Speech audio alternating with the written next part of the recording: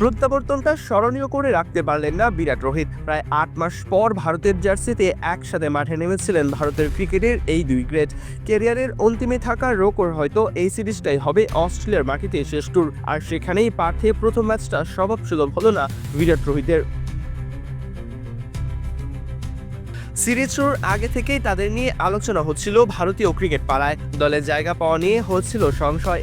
তবে সবশেষে এই দুই অভিজ্ঞ ক্রিকেটারকে দলে রেখেই স্কোয়াড ঘোষণা করেছিল ভারত। এমনকি অধিনায়ক শুভমন গিল বলেছিলেন বিরাট রোহিত থাকবেন ভারতের পরবর্তী বিশ্বকাপ পরিকল্পনাতেও। তবে আজ পার্থে ব্যাট হাতে একেবারেই টাচে ছিলেন না ভারতীয় ক্রিকেটের এই দুই মহাতারকা। আন্তর্জাতিক ক্রিকেটে ভারতের হয়ে আজ ৫০০তম ম্যাচ খেলতে নেমেছিলেন রোহিত। তবে মুহূর্তটা স্মরণীয় হলো না হিটম্যানের জন্য। ইংলিশ শুরু করতে নেমে মাত্র ১৪ বল স্থায়ী হয়েছিল রোহিতের পারি, করেছেন মাত্র ৮ রান। যতক্ষণ পিচে ছিলেন অনেকটা অস্বস্তিতেই দেখতে লাগছিল তাকে।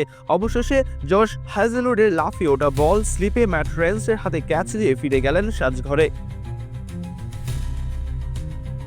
অন্যদিকে তাড়াহুড়া করতে দেখা গেল বিরাটকেও। শুরু থেকেই স্টার্টের গতি আর সুইংয়ে কাবু হচ্ছিলেন বিরাট কোহলি। বারবার কোহলির উইকজন অফ স্টাম্পের বাইরে বল করছিলেন স্টার্ক। কোহলিও সেই ফাঁদেই পা দিলেন।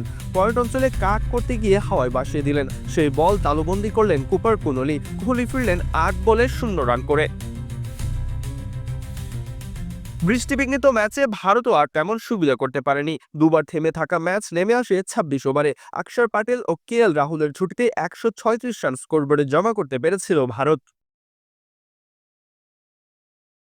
তবে সব ছাপিয়ে আলোচনায় বিরাট রোহিতের ছন্নছাড়া পারফরম্যান্স। ২২৪ দিন পর ব্লু জার্সিতে খেলতে নেমে ভক্তদের হতাশ করেছেন বিরাট রোহিত। সিরিজ শুরুর আগে বিরাট রোহিত দুজনেই নিজেদের মতো করে অনুশীলন করছিলেন। অস্ট্রেলিয়ান কন্ডিশনকে ভারতকে অসংখ্য ম্যাচও জিতিয়েছেন বিরাট রোহিত। তবে কি এবার অস্ট্রেলিয়ান কন্ডিশন ছাড়াই ভুল করেছেন এই দুই কিংবদন্তি, নাকি বয়সটাই বাধা হয়ে দাঁড়ালো, এমন প্রশ্ন যে উঠছে এবার।